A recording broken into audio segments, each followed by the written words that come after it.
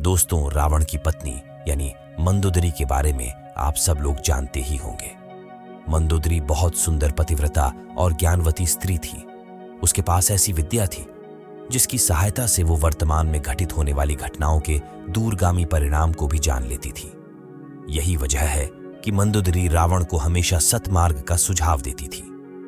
रावण जब से माता सीता को हरण करके अपने साथ लंका ले आया, तब भी मंदोदरी ने उसे इस अनैतिक कार्य को न करने के लिए बहुत रोका और सुझाव दिया कि वह देवी सीता को तुरंत पति श्री राम को सौंप दे, क्योंकि वो जानती थी कि यदि युद्ध हुआ तो उनके समस्त कुल का नाश हो जाएगा। इसलिए वो नहीं चाहती थी कि रावण अपने अहंकार के कारण राम को युद्ध के लिए ललकारे। मगर रावण नहीं माना और अंत में भगवान श्री राम के साथ युद्ध हुआ, जिसमें रावण मारे जाते हैं और लंका का विनाश हो जाता है। युद्ध के बाद रावण के भाई विभीषण और पत्नी मंदोदरी को छोड़कर रावण के संपूर्ण कुल का नाश हो गया।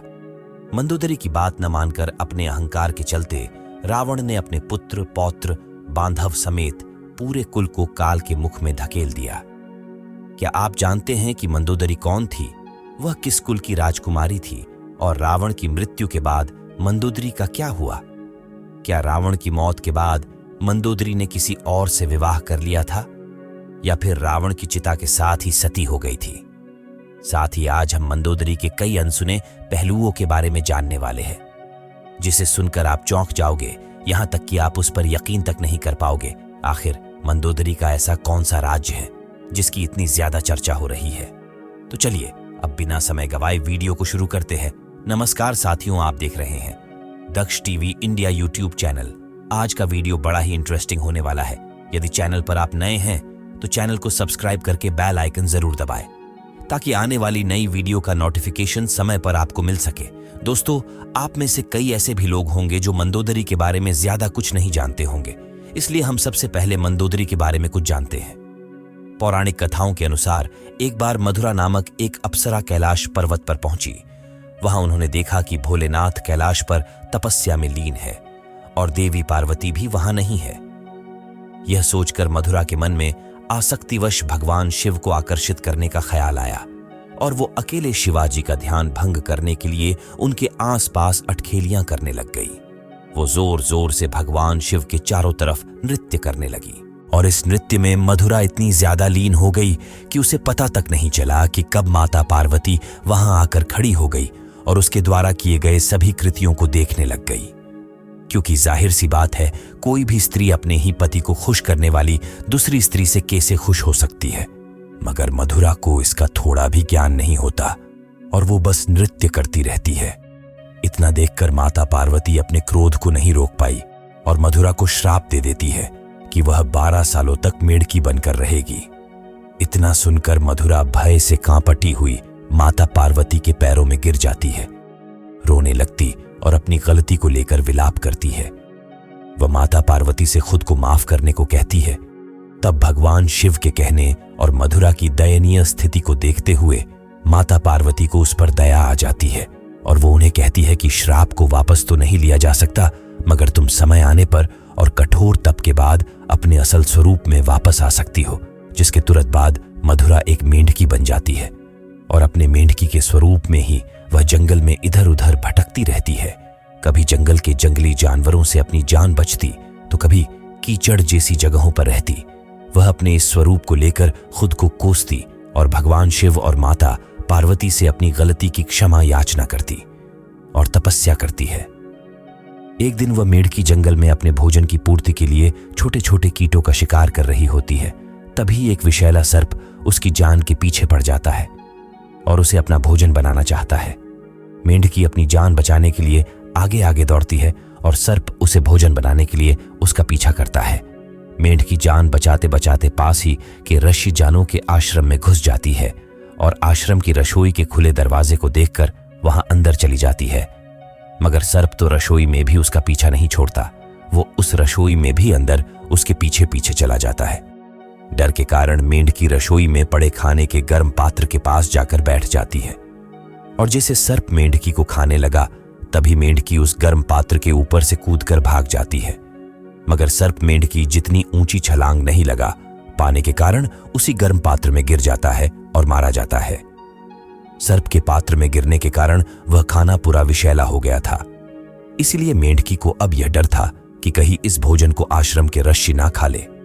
तभी उसे एक उपाय सूझता है, और जैसे ही आश्रम के ऋषि उस रसोई में आते हैं तो वो मेंढकी इन सभी के सामने कूदती है ताकि वो उनकी नजरों में आ सके। और जैसे ही उनकी नजर मेंढकी पर पड़ी, वह तुरंत उस भोजन के पात्र में कूद गई। आंखों देखा दृश्य देखने के बाद ऋषि उस भोजन को कैसे खा सकते थे, इसीलिए उन्होंने इस भोजन को एक वृक्ष के पास जमीन में फेंकने के लिए कह दिया। और जैसे ही उन्होंने भोजन को जमीन में फेंका तो उन्होंने देखा कि मेंढकी के साथ उसमें एक सर्प भी मरा पड़ा है। इस दृश्य को देखकर वे सभी ऋषि मुनि आश्चर्यचकित हो गए और सोचने लगे कि अगर यह मेंढकी उनके सामने नहीं कूदती तो वह इस जहरीले भोजन को खा लेते। उन्होंने सोचा कि शायद यह मेंढकी उन्हें बचाने के लिए ही उनके सामने इस भोजन में कूदी है और हमारी जान बचाने के लिए खुद की जान की आहुति दे दी। मेंढकी की बहादुरी को देखकर सभी ऋषि मुनि उसकी सराहना करते हैं। इसके बाद में सभी ऋषि मुनि उस मेंढकी के जीवन को व्यर्थ न जाने देने के लिए उसको फिर से जीवित करने के लिए महायज्ञ करने लगते हैं। और सभी ऋषि अपनी शक्तियों की मदद से उस मेंढकी को एक सुंदर कन्या के रूप में जीवित कर देते हैं। मगर वे सभी ऋषि होने के कारण एक कन्या को अपने पास नहीं रख सकते थे, इसलिए उन्होंने उस कन्या को ऋषि कश्यप के पुत्र मायासुर को सौंप देते हैं। जिसके बाद मायासुर और उनकी पत्नी हेमा ने उस कन्या का लालन पालन अपनी पुत्री के रूप में किया और अपनी उस पुत्री समान बेटी का नाम मंदोदरी रख दिया। मंदोदरी के पिता की असुरों में बहुत ही ज्यादा ख्याति थी। मायासुर को असुरों का विश्वकर्मा कहा जाता था, क्योंकि वे विश्वकर्मा की तरह ही सुंदर नगर के निर्माण करने में सक्षम थे। और यह वरदान उन्हें किसी और ने नहीं बल्कि ब्रह्मा जी ने खुद ने दिया था। इसके बाद मायासुर ने मंडूर नामक सुंदर नगर अपनी पत्नी हेमा को उपहार स्वरूप भेंट में दिया था, जो आज की तारीख में राजस्थान के जोधपुर शहर में मंडोर नामक स्थान के रूप में मशहूर है। और आज भी वह इतना ही सुंदर है जितना वह पहले हुआ करता था। कहा जाता है कि यहीं पर रावण और मंदोदरी का विवाह हुआ था, और तो और मंडोर में रावण की चवरी आज भी मौजूद है। तो दोस्तों चलिए अब जानते हैं कि रावण और मंदोदरी का विवाह कैसे हुआ। आपको बता दें कि एक बार रावण मायासुर से मिलने मंडोर गया था और वहां उसने मायासुर की खूबसूरत पुत्री को देखकर उस पर मंत्रमुग्ध हो गया। जिसके बाद रावण ने मंदोदरी से विवाह करने की इच्छा जाहिर की, मगर मायासुर ने इसे अस्वीकार कर दिया। लेकिन रावण ने हार नहीं मानी और जबरन मंदोदरी को विवाह के लिए ले गया। मंदोदरी जानती थी कि रावण अत्यंत शक्तिशाली है, अगर उसे मना कर दिया गया तो वह किसी को नहीं छोड़ेगा। इसीलिए वह अपने पिता की सुरक्षा के लिए रावण के साथ विवाह करने के लिए तैयार हो गई।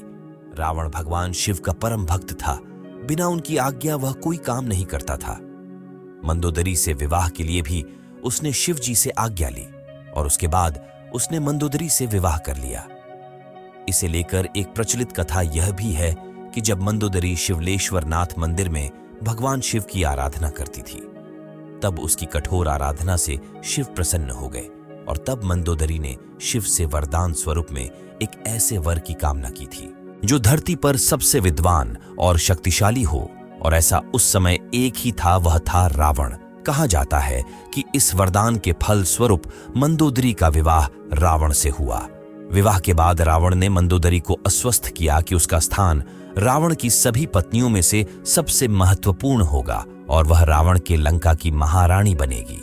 इसके बाद मंदोदरी के ही गर्भ से रावण को अक्षय कुमार और मेघनाथ जैसे महान शक्तिशाली पुत्रों का जन्म हुआ था। लेकिन अब हम जानते हैं कि आखिर रावण के मरने के बाद मंदोदरी का क्या हुआ। पौराणिक कथाओं में बताया जाता है कि रामायण काल में प्रभु श्री राम ने जब रावण का वध किया, उस समय लंका में सिर्फ रावण के भाई विभीषण मौजूद थे। उस समय राम जी ने विभीषण का राज्याभिषेक कर दिया और उन्हें लंकापति नियुक्त किया। उस समय मंदोदरी ने विभीषण की शरण ले ली और उनकी पत्नी के रूप में जीवन व्यतीत करने लगी। हालांकि आपको बता दें कि इस बात का रामायण में कहीं बहुत ज्यादा जिक्र नहीं है और कुछ लोगों का मानना यह भी है कि रावण की मृत्यु के बाद मंदोदरी ने मृत्यु को चुना और वो सती हो गई। और अगर इसके अन्य तथ्यों की हम बात करें तो कई जगह पर यह भी जिक्र मिलता है कि रावण की मृत्यु के बाद राम ने मंदोदरी को सांत्वना दी और उन्हें रानी और उनके पति की विधवा के रूप में उनके कर्तव्यों की याद दिलाई। इसके साथ ही उन्होंने लंका के नए राजा की पटरानी बनने की सलाह भी दी, लेकिन मंदोदरी ने विधवा का जीवन ही स्वीकार किया और आध्यात्म में डूब गई। मंदोदरी ने अपना आगे का जीवन धार्मिक प्रथाओं के लिए समर्पित कर दिया। हालांकि इसका भी कोई ठोस प्रमाण नहीं मिलता है और यह इस तथ्य पर आधारित है कि मंदोदरी एक धर्मपरायण स्त्री थी और शायद इसी वजह से रावण की मृत्यु के बाद उन्होंने ऐसे ही जीवन को अपनाया होगा। वैसे मंदोदरी जैसी धर्मपरायण स्त्री के बारे में आपकी क्या राय है? अपनी राय हमें कमेंट में जरूर बताना और अगर ये वीडियो पसंद आई हो तो इसे लाइक करना मत भूलिएगा। धन्यवाद।